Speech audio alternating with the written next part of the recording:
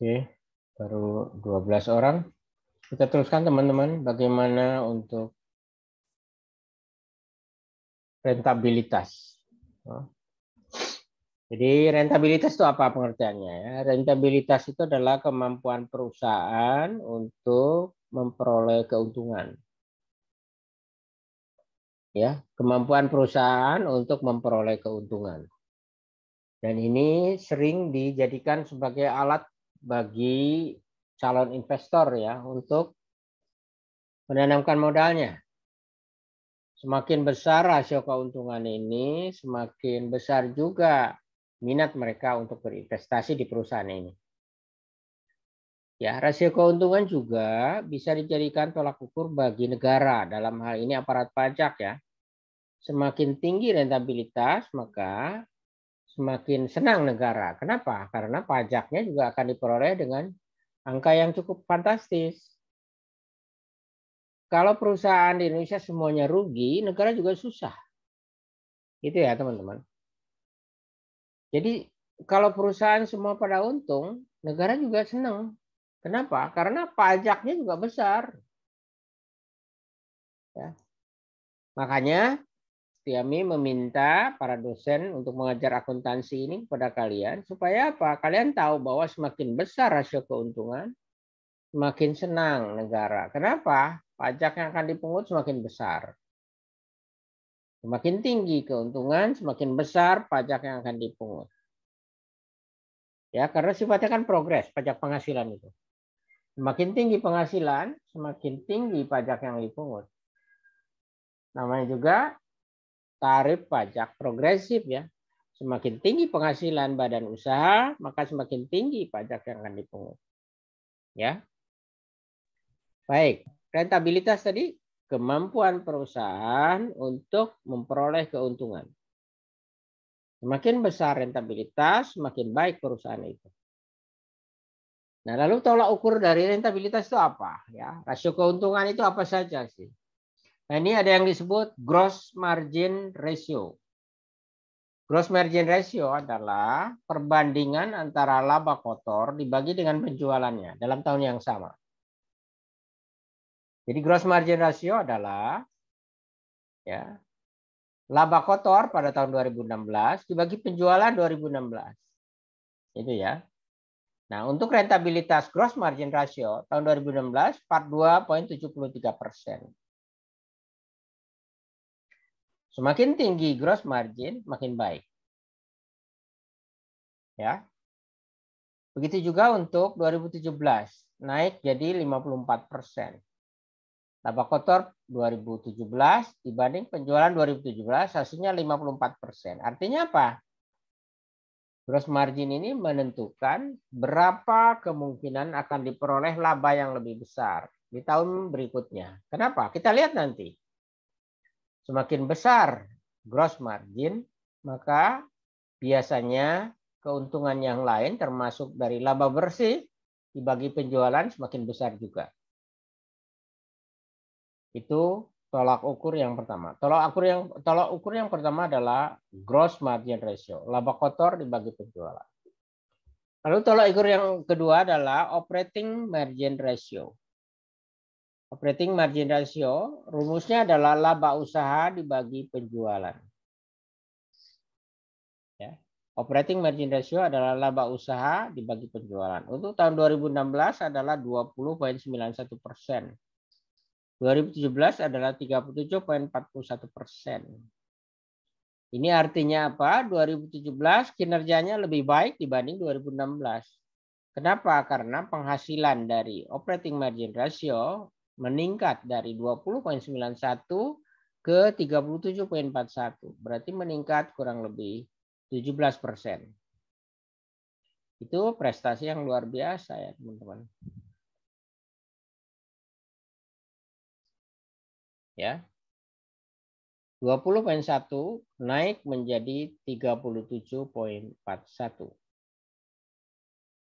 Berikutnya, tolak ukur rasio keuntungan atau rentabilitas adalah net margin ratio. Ya. Net margin ratio adalah laba bersih dikurangi pajak dibagi penjualan. Untuk tahun 2016, silakan nanti dihitung sendiri ya. 2016 net margin ratio-nya adalah 16%. Sementara 2017 27,61%. Oke.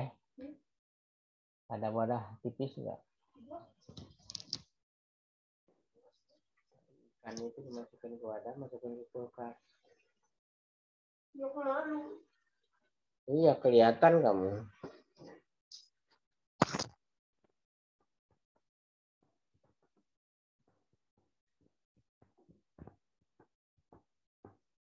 Ada pertanyaan teman-teman sampai dengan net margin ratio. Laba bersih dikurangi pajak dibagi penjualan.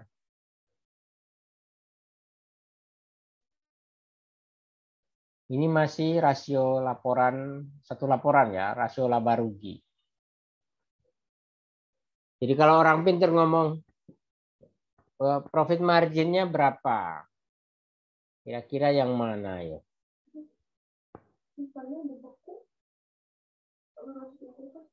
Hah? Beku gimana? Hah? Sekarang? Udah di kulkas? Enggak. Nggak tahu. Ya udah biar. Sorry, teman-teman. Baik. Tidak ada pertanyaan sampai net margin ratio. Pak, saya mau tanya. Ya, Siska. Tadi yang operating margin ratio itu laba usahanya yang mana ya, Pak? Laba usaha. Kan ada di sini laba usaha. Nah, ini kan ada. Laba usaha adalah laba kotor dikurangi biaya usaha. Ya. Laba kotor dikurangi biaya usaha. Nah, di sini tidak ada laba, ya, tidak ada pendapatan dan biaya di luar usaha ini. Ini datanya tidak ada. Jadi yang ada laba kotor dikurangi biaya usaha. Ini laba bersih sebelum pajak langsung. Ini sebenarnya laba usaha. Ya. Laba usaha adalah laba kotor dikurangi biaya usaha. Bisa saja di perusahaan itu dipisah lagi. Ada laba kotor, ada biaya usaha, ada laba usaha. Lalu ada pendapatan dan biaya di luar usaha. Baru ketemu laba bersih sebelum pajak. Bisa juga begitu laporan itu. Nah ini kebetulan ya hanya ada laba kotor dan biaya usaha. Berarti laba bersih ini adalah laba usaha 9,2. Silakan hitungannya benar atau tidak. Jadi kita lihat di sini. Ya. Apakah operating margin ratio itu angkanya benar untuk 2016? Langsung laba bersih sebelum pajak dibagi penjualannya.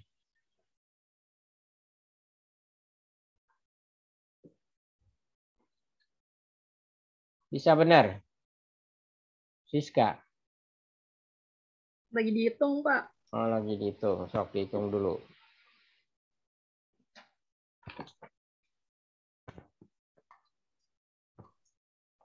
Kalau ada laba dan rugi non usaha, maka laba usahanya yang atasnya ya. Berarti laba kotor dikurangi biaya usaha. Itu laba usaha. Ya. Ya, Pak, benar.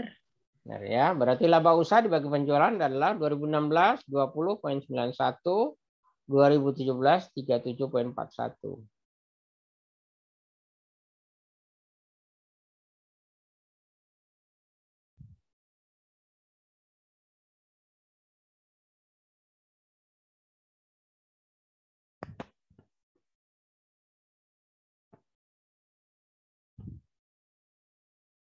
Net margin ratio 16,07 untuk 2016 dan 27,61 untuk 2017. Laba bersih dikurangi pajak dibagi penjualan rumusnya. Bedakan antara operating margin ratio dengan operating ratio. Kalau operating ratio itu biaya ya. Operating ratio adalah biaya untuk mengoperasionalkan perusahaan. Jadi rumusnya adalah harga pokok penjualan ditambah biaya usaha dibagi penjualan. Itu adalah operating ratio. Bedakan antara operating ratio dengan operating margin ratio. Beda ya. Operating ratio itu biaya, total biaya ya. Harga pokok penjualan ditambah biaya usaha dibagi penjualan. Untuk 2016 adalah 79,09, 2017 adalah 62,59. Nah, ini ada yang sering dengar barangkali ya. ROI. Ya, ROI, return on investment. Ya. Return on investment. ROI. Jadi orang penting ngomong ROI. ROI itu apa? Return on investment. Ini biasanya yang menghitung investor atau calon investor. Berapa ROI-nya? Dia nanya itu. Return on investment. Rumusnya adalah EBIT. EBIT itu earning before income tax atau laba sebelum pajak. Dibagi jumlah aktiva usaha. Ya. EBIT dibagi jumlah aktiva usaha itu ROI. Sering kan orang pintar di TV-TV ngomong, ROI-nya berapa? Return on investment. Itu EBIT, earning before income tax, ya singkatannya. Dibagi jumlah aktiva usaha. Untuk 2016, ROI-nya adalah 9,18, 2017 naik menjadi 22,87. Artinya apa? ROI-nya meningkat cukup tajam, 2 kali lipat. Lebih. 2017 dibanding 2016.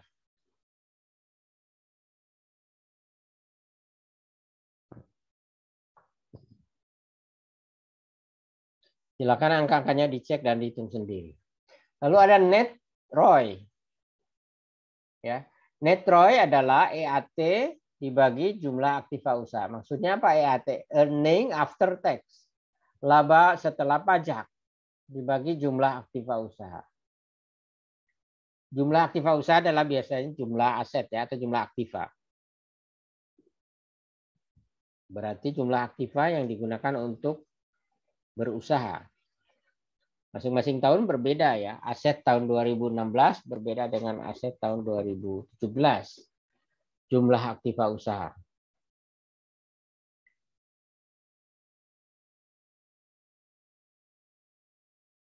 Baik, kita teruskan. Tadi ada ROI dan net ROI. Ya. Ada ROE. ROE. Ya, return on equity. Return on equity. ROE. Kalau tadi ROI. ROI. Nah, ini ROE. Return on equity. Orang sering juga menyebut rentabilitas modal sendiri. Nah, ini dihitung dengan cara menghitung EAT dibagi modal sendiri. EAT adalah laba setelah pajak. Modal sendiri adalah jumlah modal sendiri pada tahun tersebut. Modal sendiri adalah modal saham ditambah agio saham dikurangi disagio saham kalau ada ditambah laba yang ditahan. Itu adalah modal sendiri. Silakan di neraca angkanya ada, EAT-nya di laporan raga lobby juga ada angkanya. Jadi RM atau rentabilitas modal atau ROE, return on equity, itu sama pengertiannya, rentabilitas modal sendiri. Rumusnya laba bersih setelah pajak dikurangi modal. Maaf, dibagi modal sendiri. Tahun 2016 adalah 10,39, sementara tahun 2017 naik menjadi 23,4.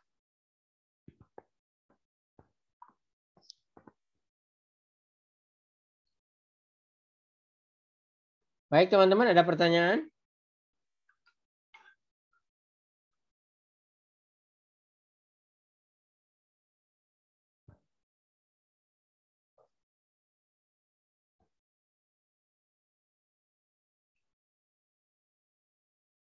Silakan dicerna.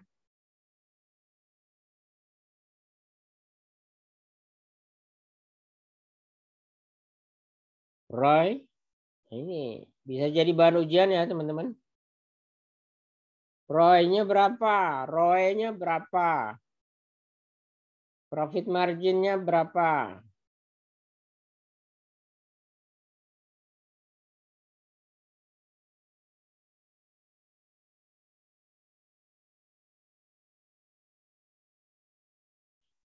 Ya, profit margin itu biasanya yang bersih ya. Kalau mau yang bersih, ya, berarti harus dikurangi pajak. Laba bersih setelah pajak dibagi penjualan. Ya, profit margin yang betul-betul bersih. Ya.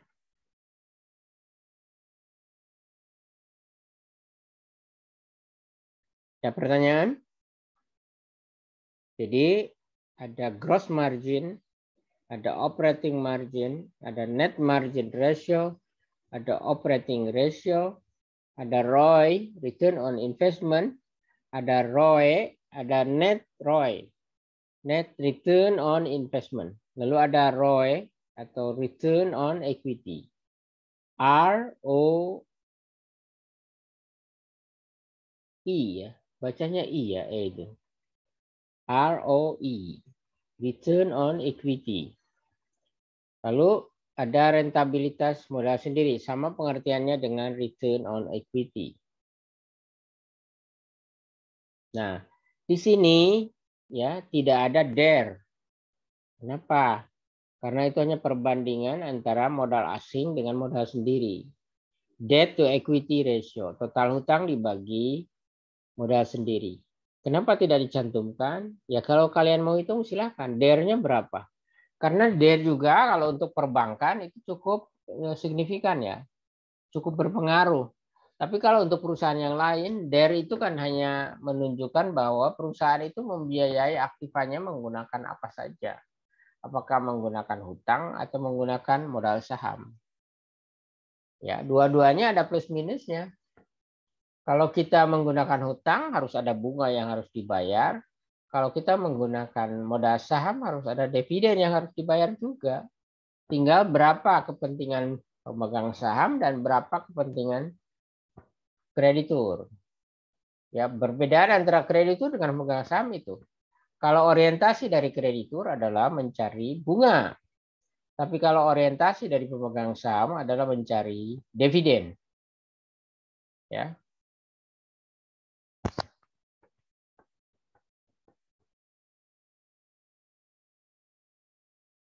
Jadi orientasi masing-masing investor beda-beda. Kalau investornya membeli saham, maka orientasinya adalah dividen. Kalau perusahaannya tidak untung, maka dividen biasanya tidak ada. Ya.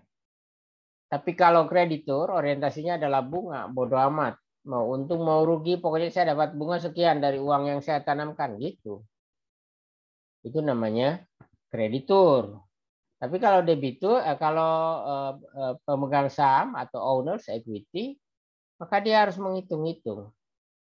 Berapa sih dividen yang akan saya dapatkan kalau saya menjadi pemegang saham? Apakah kemungkinannya akan menguntungkan atau justru makin merugikan? Ya, ini juga harus ditimbang-timbang. Ya. Baik, ada pertanyaan tentang rentabilitas? Saya tidak menyertakan solvabilitas ya. Jadi kalau tadi likuiditas, kemampuan perusahaan untuk membayar hutang jangka pendeknya tepat waktu. Kalau rentabilitas adalah kemampuan perusahaan untuk memperoleh keuntungan, ya.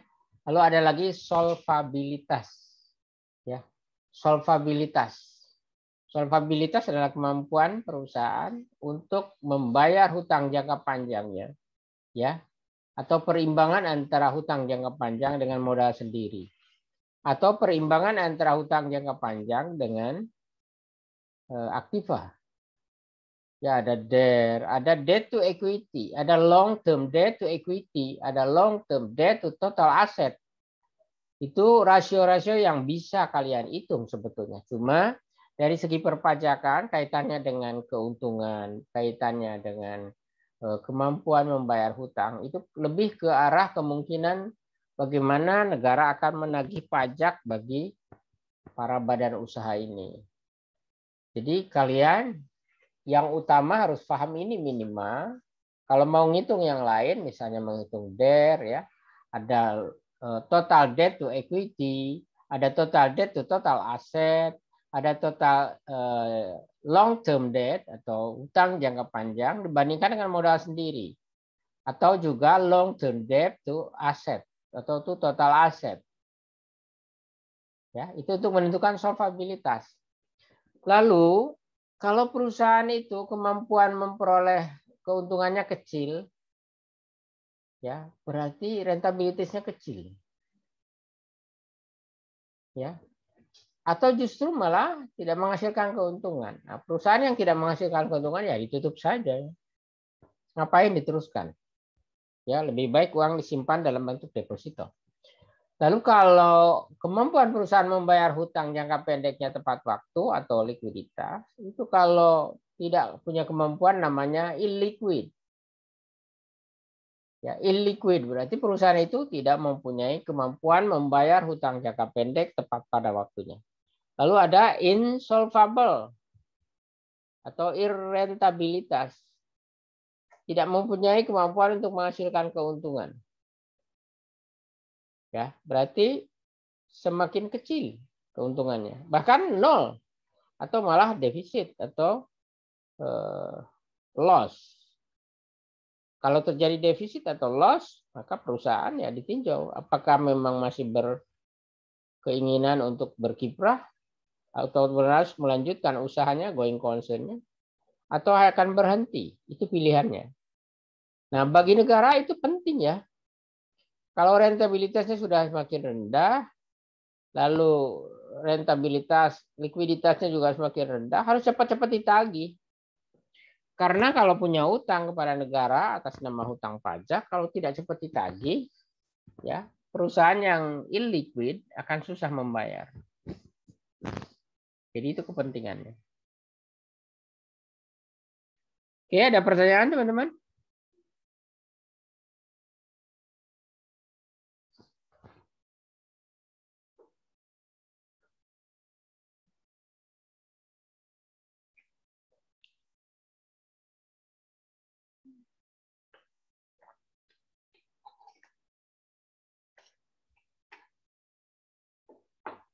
Oke, solvabilitas silakan kalau mau yang belajar. Kalau solvabilitas itu kan perbandingan antara aset dengan hutang, aset dengan hutang jangka panjang, hutang jangka panjang dengan modal, ya, hutang jangka panjang dengan aset dan sebagainya. Ya, ada DER tadi, debt to equity ratio, ada long term debt to total asset, ya, dan sebagainya. Itu solvabilitas namanya. Jadi ada perusahaan yang solvable, ada yang insolvable, tidak solvable dia. Ya. Baik, kita teruskan. Ini slide terakhir. Ya, manfaat analisis keuangan dalam perpajakan. Tadi sekali lagi ya, hanya likuiditas dan rentabilitas yang saya sertakan di dalam mata kuliah ini. Kalau kalian di analisis laporan keuangan, ya. Saya mau nanya lagi dong, Pak. Ya, yang mana Siska?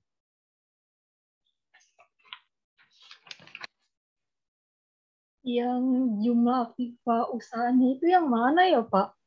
Ya, ini total aset. Nih. 100.220. Kalau ini 110, 403 dan seterusnya. Ini aktiva usaha namanya. Oh, berarti 7072 dibagi 120, Pak. Yang mana? Yang cara ngitung net ROI. Net ROI. Ya, berarti EAT. Ya, EAT-nya berapa? 7072 ya kan, Pak? 7072. Ya, terus aktiva usahanya? Yang 100. 100 miliar. Ya. 220. Ya, hasilnya benar nggak? Net Benar, ROI-nya. Pak. 7,06.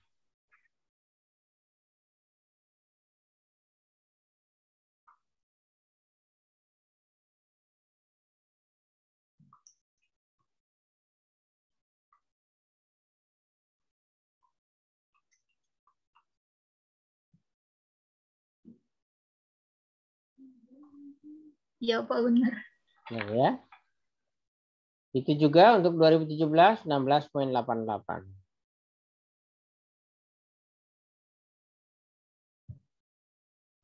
Ya, Pak, makasih. Oke, ada lagi yang lain yang bertanya?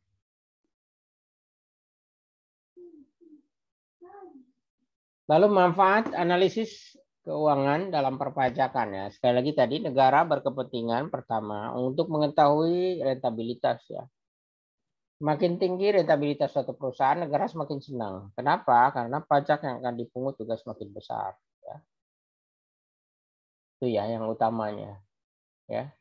Likuiditas juga negara akan sangat senang kalau likuiditasnya semakin tinggi. Berarti kalau ditagih hutang pajak, ya wajib pajaknya akan membayar. Tapi kalau likuiditasnya rendah, wah susah. Ya. Itu dari segi kasar saja ya.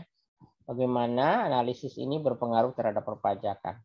Jadi yang pertama, manfaat analisis adalah dari segi fiskus dapat mengetahui kemampuan membayar pajak yang terhutang dari wajib pajak. Jadi kalau wajib pajak punya hutang pajak, sementara likuiditasnya bagus, maka fiskus senang. Karena dia mengetahui kemampuan membayarnya. Di dalam pajak kan sering disebut dengan adanya ability to pay. Ya. Jadi kemampuan membayar itu mencerminkan kemampuan perusahaan dari segi likuiditas. Kan di dalam hutang lancar termasuk di dalamnya adalah hutang pajak.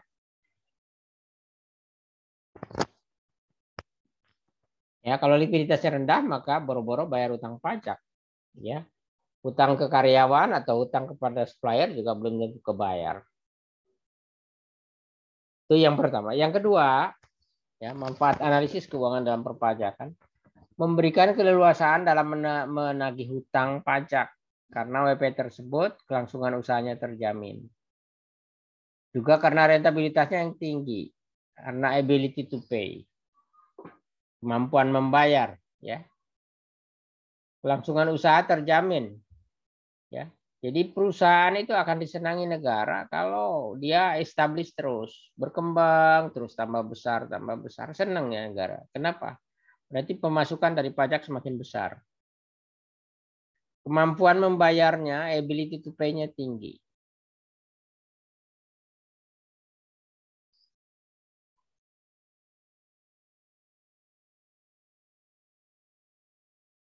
Oke, ini Yeni.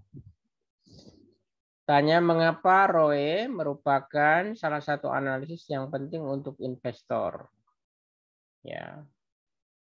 Kenapa ROE? Return on equity. Kan ROE itu rumusnya tadi adalah, ya, kita lihat ROE. ROE adalah EAT dibagi modal sendiri. Artinya apa? Sebesar apa, ya, laba bersih setelah pajak dibandingkan dengan modal sendirinya. Itu kan menunjukkan semakin besar EAT-nya, maka semakin orang bergairah untuk berinvestasi. Ya, return equity-nya semakin tinggi. Coba kita lihat. 2016 10,39, sementara 2017 23,40. Ini berarti kemampuan memperoleh laba bersih setelah pajak naik 2 kali lipat lebih. 2017 23,4, 2016 10,39. Apa maksudnya? Berarti kalau orang ingin berinvestasi dengan melihat laporan keuangan 2017, maka 2018 orang tertarik untuk berinvestasi. Kenapa? Ya, pengembalian bagi orang yang membeli sahamnya itu semakin besar. 23,4% loh. Besar. Ya. Berarti ada harapan untuk berinvestasi di perusahaan ini. Kenapa? Karena EAT-nya semakin besar, perbandingannya dibanding modal sendirinya dari 10,39 naik menjadi 23,40. Pasti orang berebut untuk berinvestasi di perusahaan ini. Kenapa? Labanya demikian tinggi. Dan ini laba setelah pajak ya. Laba setelah pajak itu net ya. Net itu berarti milik pemegang saham. Berarti hak pemegang saham dari perusahaan ini semakin besar. 2016 hanya 10,39. 2017 naik menjadi 23,4. Cukup besar naiknya. Dan pasti membuat para calon investor untuk menanamkan saham di perusahaan ini. Ya, kenapa? Karena daya memperoleh labanya tinggi. Labanya adalah laba setelah pajak lagi. Demikian ya, Yeni. Berikutnya untuk yang ketiga, manfaat analisis keuangan dalam perpajakan. Pemasukan pajak ke kas negara bisa lancar dan tepat waktu. Tadi kaitannya dengan likuiditas ya. Sehingga fungsi budgeter bisa berjalan efektif. Bayangkan kalau hutang pajak nggak dibayar-bayar oleh para wajib pajak. Negara mau membiayai jalan tol. Negara mau membiayai bayar karyawannya berupa ASN. Negara mau membayari para gubernur. Negara mau membayari para anggota DPR. Negara mau membayari para anggota MPR yang sekarang lagi meradang ya. Akan lancar kalau pemasukan pajak ke kas negara juga lancar. Dan pemasukan pajak akan menjadi lancar jika likuiditas badan usahanya makin baik. Ya. Semakin baik likuiditas, maka semakin lancar pembayaran kepada kas negara. Berarti fungsi regulernya berjalan. Fungsi budgetnya juga berjalan. Ya, fungsi anggarannya berjalan. Ya, kenapa? Karena bisa menagih hutang pajak kepada wajib pajak dengan cepat. Ya. Yang keempat, terhindar dari kemungkinan tunggakan pajak. Ini keuntungannya ya. Kenapa? Karena likuiditasnya tinggi. Ya, sehingga mengurangi resiko adanya tindak pidana perpajakan. Nah, itu ya. Jadi resiko adanya tindak pidana perpajakan itu juga karena tunggakan pajak. Semakin besar tunggakan pajak, semakin malas orang bayar pajak. Dan kalau tidak ada duitnya, barulah dia ngutak-ngatik angkanya, lalu manipulasi data tentang perpajakan. Demikian teman-teman, ada pertanyaan? Itu manfaat analisis keuangan.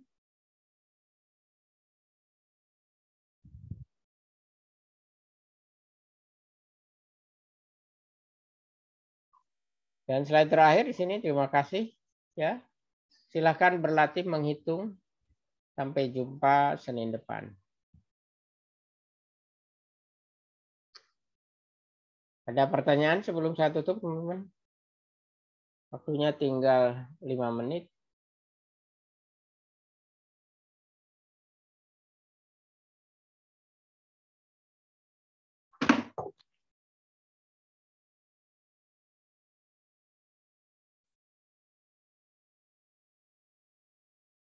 Oke, teman-teman, kalau tidak ada pertanyaan, saya cukupkan sekian ya kuliah malam ini. Mudah-mudahan memberikan sedikit wacana bagi teman-teman dalam rangka menambah keilmuan dari kalian semua. Mudah-mudahan apa yang saya sampaikan bermanfaat. Lebih kurang minta maaf apabila ada kekurangan. Wabillahi taufiq wal hidayah. Wassalamualaikum warahmatullahi wabarakatuh. Waalaikumsalam warahmatullahi wabarakatuh. Terima kasih ya Pak. Pak. Oke, sama-sama ya. Silakan dipelajari.